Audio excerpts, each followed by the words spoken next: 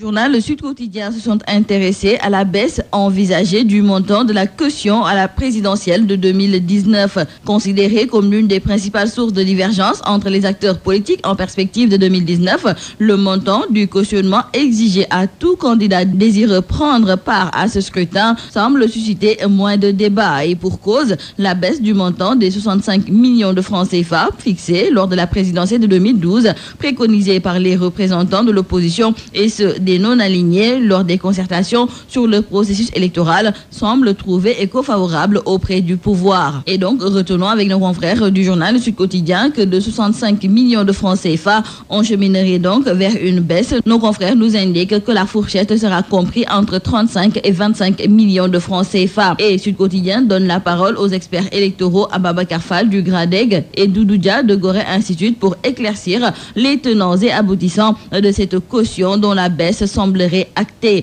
Pour Ababacar Fall, expert électoral, le Sénégal est le pays de la sous-région qui a la caution la plus élevée. Cependant, Doudou Dia, directeur exécutif de Gorée Institute, trouve qu'au vu des échéances précédentes, le montant de la caution n'a pas eu d'impact significatif. Pour ce qui est du système de parrainage, il n'y a pas encore de consensus concernant ce point. D'ailleurs, nos confrères du quotidien LAS nous indiquent que l'opposition devait manifester aujourd'hui devant le ministère de l'Intérieur pour réclamer le départ du ministre Aly Ngouille Ndiaye, mais cette manifestation a été reportée par les leaders de la plateforme de l'initiative pour des élections démocratiques.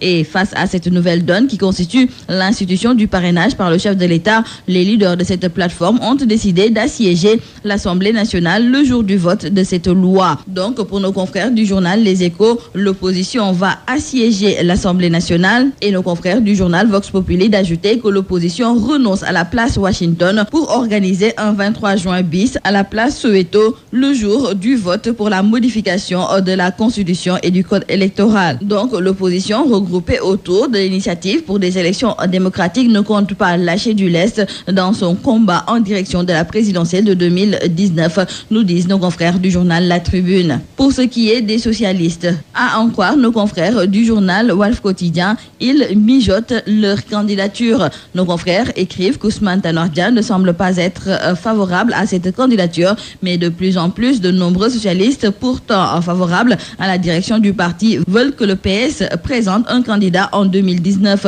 L'objectif est de mieux préparer la présidentielle de 2024. Maintenant, reste à savoir quel socialiste va porter les couleurs du parti. Les enfants sont toujours en danger ici au Sénégal. Nos confrères du journal L'Observateur nous indiquent que le phénomène d'enlèvement d'enfants est toujours en cours sous nos cieux et en sus des multiples cas ponctués par la mort de victimes tuées sans mobile connu. Un autre cas est déploré hier au rond-point de la Médina où une ressortissante étrangère a été mise aux arrêts pour tentative d'enlèvement d'une élève de 7 ans. Nos confrères nous indiquent aussi qu'à Tivaouane, il y a aussi eu une tentative d'enlèvement d'un enfant. Et dans le journal Zoom Info, nos confrères nous informent que la police a mis la main sur un kidnappeur de sexe masculin. Ce dernier s'était même déguisé en femme et avait couvert son visage avec un foulard et des lunettes de soleil. Ce kidnappeur a échappé à un lynchage des passants de la Médina. Et par rapport à ces enlèvements et meurtres d'enfants ici au Sénégal, nos confrères du journal Direct Info se demandent s'il y a un ministère de la protection des enfants.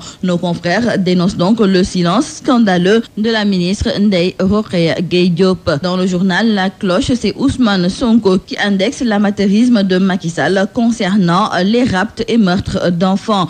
Pour Ousmane Sonko, l'État ne fait semblant de bouger que lorsque la clameur populaire grossit. Et nous terminons par le sport. En foot, Sénégal-Ouzbékistan, c'est ce soir à partir de 16h30. Nos confrères du journal Record nous parlent du 11 de départ, un 11 remanié pour démarrer. Et dans le quotidien du sport Stade, nos confrères nous parlent aussi de ce match amical entre le Sénégal et l'Ouzbékistan. Ce sera un premier test pour les Lions, nous disent nos confrères. Et retenons toujours avec nos confrères du quotidien du sport Stade que Diao Baldé est forfait pour ce match. En lutte dans le journal Sunu Lamb, nos confrères se posent la question de savoir à qui profitera la bagarre entre Gris Bordeaux et Balla Gaye numéro 2 au soir du 31 mars 2018. Et nos confrères se sont entretenus avec Malik Thiandoum. Ce dernier est d'avis que Gris a un crochet droit dévastateur. Cependant, le crochet long de Balla est aussi redoutable. C'est tout à vos journaux et très bonne lecture.